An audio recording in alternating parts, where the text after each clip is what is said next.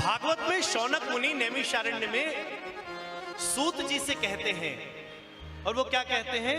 अज्ञान ध्वंस विध्वंस कोटि सूर्य समप्रभ सूताख्याहि कथासारम मम कर्ण रसायनम। अब इस भागवत में इस श्लोक का सीधा सा अर्थ है,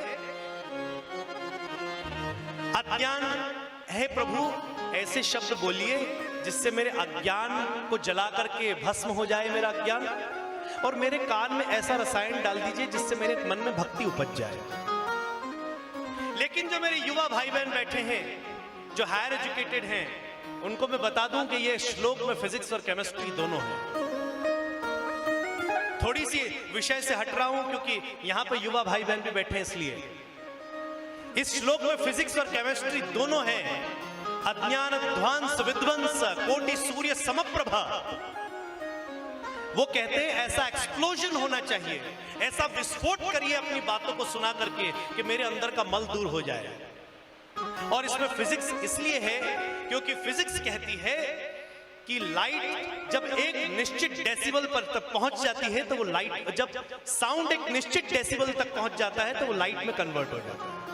फिजिक्स पढ़ाता है जब ध्वनि एक निश्चित माप तक पहुंचती है तो वो प्रकाशमान हो जाती है। ये कब कहा गया? 200 साल पहले। रोवर कोई डेनिश के थे उन्होंने, लेकिन हमारे यहां ये 1,97,00,00,000 साल से कहा जा रहा है। अज्ञान ध्वंस विध्वंस कोटि सूर्य समप्रभ। जब से नारायण बने तब से ये बात साबित कर दी गई है कि जब अंदर मंत्र का साउंड गूंजता रहता है, गूंजता रहता है, गूंजता रहता है, और वो मंत्र का साउंड धीरे धीरे अपने एक निश्चित डेसिमल पर तक पहुंच जाता है, तो व्यक्ति फिर सिद्धार्थ नहीं रहता, वो बुद्ध हो जाता है। व्यक्ति फिर गौतम नहीं रहता, वो बुद्ध हो जाता है। व्यक्ति फिर महावीर हो जाता है, व्यक्ति फिर विवेकानंद हो जाता है। ये भागवत का विषय है, ये फिजिक्स से रिलेटेड है। अंदर गुरु ने जो मंत्र दिया है उसको गूंजते रहिए, गूंजते रहिए। दोनों आंखें बंद हैं, मुख बंद है, सर हिल नहीं, और इस ब्रह्मांड रूपी शरीर में जब वो मंत्र अपने पूरे निश्चित डेसिबल तक पहुंच जाएगा तब वो प्रकाशमान हो जाएगा। जब हम आंख खोलेंगे तो हमें तुलसीदास जी ने कहा वो दिखाई देगा कि हरि व्यापक सर्वत्र समाना प्रेम ते प्रगट ही हो ही मैं जाना। नारायण कहां नहीं है? जब आंख खुली तो देखा कि नारायण यहां भी है, नारायण वहां भी है, नारायण यहां भी है, नारायण वहां भी है।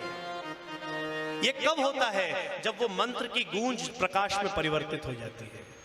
इसलिए उन्होंने कहा ऐसा शब्द बोलिए, ऐसा मंत्र बताइए, ऐसा श्लोक पढ़िए जिसकी गूंज मेरे अंदर ऐसी गूंजे कि वो एक निश्चित डेसिमल तक पहुंच जाए तो मैं बुद्धत्व को प्राप्त हो जाऊं।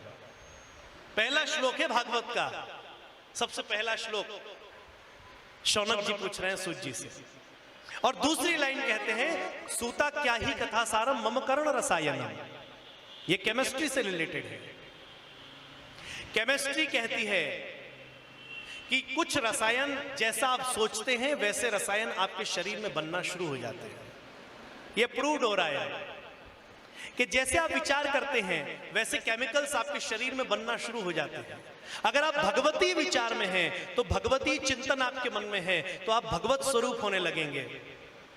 लेकिन अगर आप दुर्भक्षी हैं, गलत विचारधारा, गलत सत्संग के साथ हैं, तो फिर आप वैसे ही होने लग जाएंगे, क्योंकि केमिकल्स शरीर खुद बना लेता है। एक प्रयोग हुआ था, एक व्यक्ति को सुई चुभो दी गई 2 और कहा गया कि तुझे कोबरा ने डस लिया है। आंखें बंद हैं, आंखों पे पट्टी है, और उसे कहा गया कि तुझे सुई चुभा के कहा गया कि तूने देखा नहीं लेकिन तुझे कोबरा से डसाया गया। हम देखना चाहते हैं कि कोबरा से व्यक्ति मरता कैसे है। आप बात मानेंगे, वो सुई चुभाने के बाद व्यक्ति मर गया। जब उस पर रिसर्च हुई तो पता चला कि कोबरा में जो जहर रहता है वो उसके शरीर ने खुद ही बना लिया था। ये रिसर्च का विषय है। हम तो पहले से जानते हैं, हमारे वेदव्यास तो बहुत पहले से जानते थे। इसलिए पहले गणपति को वंदन किया गया, इसलिए क्योंकि उनके कान दौने के समान हैं। ऐसे रसायन को डालिए जिससे ऐसे केमिकल्स बने शरीर के अंदर जो आपको परमात्मा तक पहुंचाने की कृपा करें। ऐसे शब्द, ऐसे मंत्र, गुरु मंत्र को कान में रखिए जिससे कि अज्ञान का विध्वंस हो जाए और हम बुद्धत्व को प्राप्त हो जाए। ये पहले श्लोक का लॉजिक है। और बात त्याग की चल रही थी, तो ये जो एक्स्ट्राज हमने पाल रखे हैं उन एक्स्ट्राज को निकालिए और फिर त्याग से आगे बढ़ते जाइए और फिर हम भगवत स्वरूप को प्राप्त करेंगे। भागवत का अगला विषय है महात्मा की कथा है, धुंधकारी की कथा है, आत्मदेव गोकर्ण की कथा है। उस कथा को करें, लेकिन 1 मिनट के लिए भगवान में अपनी चेतना लगाएं।